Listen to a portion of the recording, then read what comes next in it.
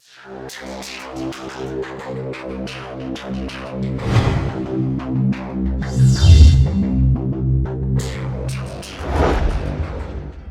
2025년 11월 15일 이정훈입니다. 이재명 정부에서 고리 2호기 계속 운전을 허가했습니다만은 대한민국 원자력을 이끌어갈 한국수력 원자력 사장을 후임 사장을 임명하지 못하고 있습니다.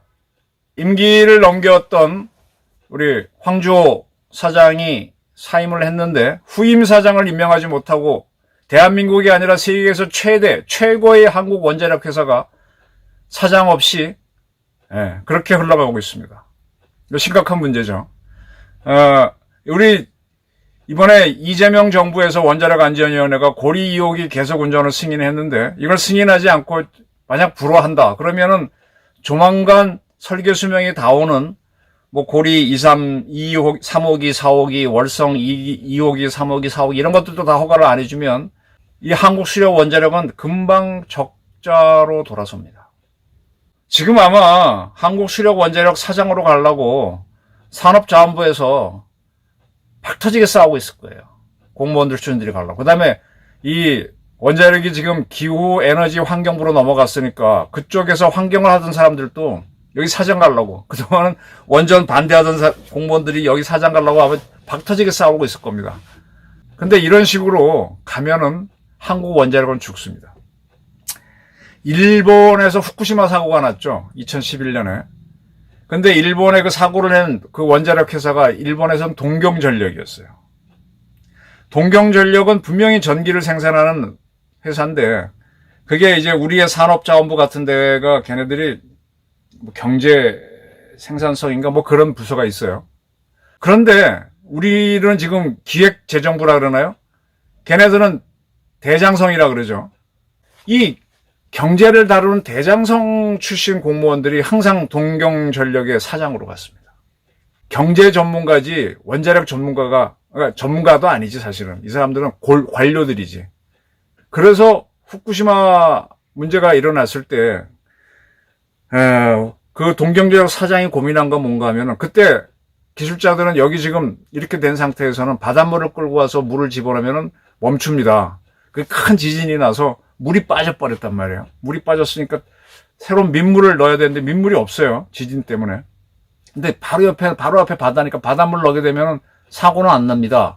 사고를 안 나면은 이 몇 조 원짜리 안 나는 대신에 이제 원자로는 못 쓰게 되는 거죠. 그러면 동경 주가가 폭락을 하죠. 그럼 사장은 모가지 잘린단 말이에요. 그 대목이 그 동경전력 내부 회의할 때 보면 나옵니다. 저는 그래도 원자력이다 후쿠시마 사고의 전후 이런 거 책을 냈기 때문에 그 과정을 좀 압니다. 그래서 질질 끄는 사이에 아무 물도 못 집어넣으니까 사고가 났던 겁니다. 바로 대장성 출신 관료를 사장으로 임명하다 보니까. 그래서 낙하산이라 그러죠. 공무원 입장에서 그 기업을 조금 관리했다. 또 아무 상관이 없는 사람이 날라온단 말이에요. 이거 일본말로 낙하산 타고 오는 사장을 아마쿠다리라 그러죠. 낙하산 타고 오는. 우리는 낙하산 인사라 그러는데. 이런 식으로 오면 안 돼. 지금 한수원이요. 참 문제가 많아요. 우리나라가 지금 그나마 이제 원자력이 강해서 여기 가게 되면은 돈 잘 받고 하니까 서로 가려고 그래. 골치 안 아픈데. 근데 언젠가 이것도 적재로 간다니까. 지금 고리 2호기 계속 운전 승인해서 그렇지 안 해줬으면은 한국 수력 원자력도 7, 8년 못 가서 적자로 갑니다.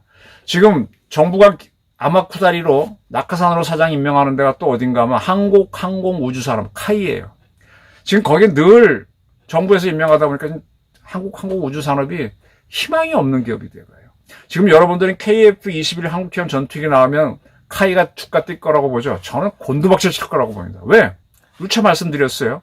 KF-21이 나오는 중형 전투기인데 세계 시장 따지면 거기에는 F-16, F-18, 프랑스의 라팔, 그 다음에 영국 등 사국이 만든 유로파이터 타이푼 이런 것들이 있습니다.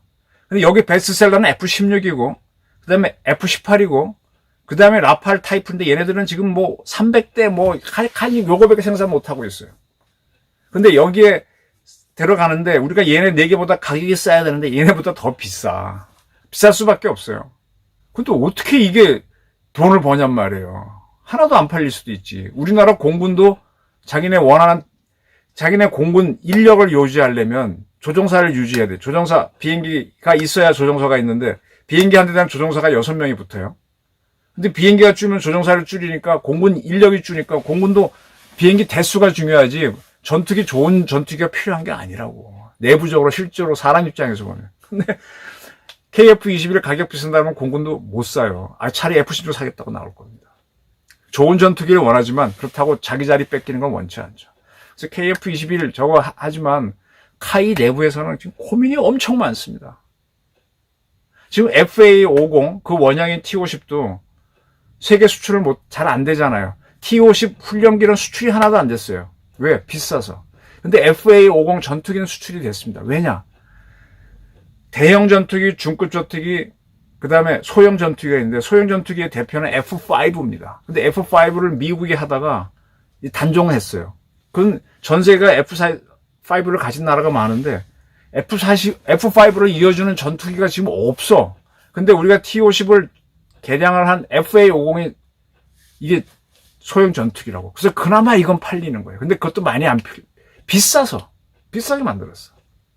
그래서 저는 이 카이가 사실은 이 KF-21을 안 하려고 기를 쓰고 덤볐습니다. 근데 공군이 무슨 소리냐고 전투기 만들어달라고 중형 전투기 만들어달라고 해서 갔는데 카이 쪽에서 원한 거는 T-50을 가지고 이게 훈련시키는 훈련기다 보니까 선생이 타고 배우는 애가 타니까 자리가 두 개 복잡이잖아요.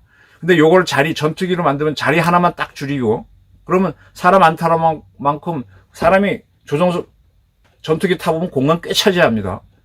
조종칸, 이 장비도 필요 없고 하니까 거기다 무기나 기름을 실으면 훨씬 멀리 날아가죠.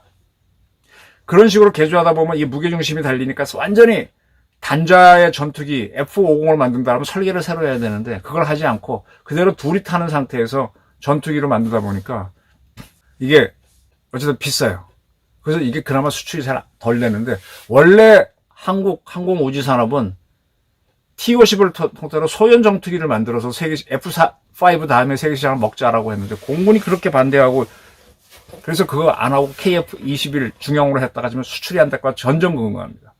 그러다 보니까 지금 카이 사장도 그 전임 사장이 공군 출신인데 그 양반은 공군 입장에서 또 운영하느라고 또 운영에 문제가 많아요. 그건 제가 잘 알고 있는데 후임 사장 임명 못하고 있습니다. 적자 기업 가능성이 크니까 안 가려고 합니다.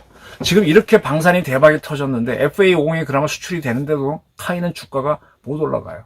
하나 에어로스페이스, 롯뎀 이런 것들은 쫙 풍산도 올라가는데 못 올라갑니다.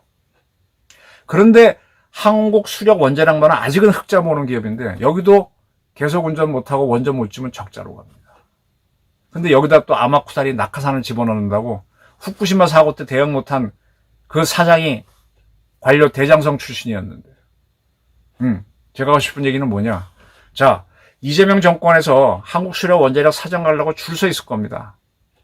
이번에 화력발전소 하나 무너지는 사고 났죠. 그런 발전회사보다는 진짜 엑기스가 원자력인데 여기 갈 줄 서 있는데 그런 사람 넣지 말라 이거야.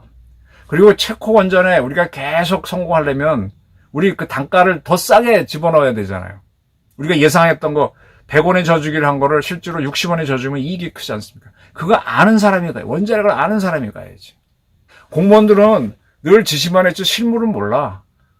그러니까 가장 좋은 예가 윤석열 대통령이 검사를 하면서 금융사건도 해보고 뭐도 해보고 하니까 금융 문제 다 하는 것 같죠? 딱 들어가면 현실에 가면 아무것도 모릅니다.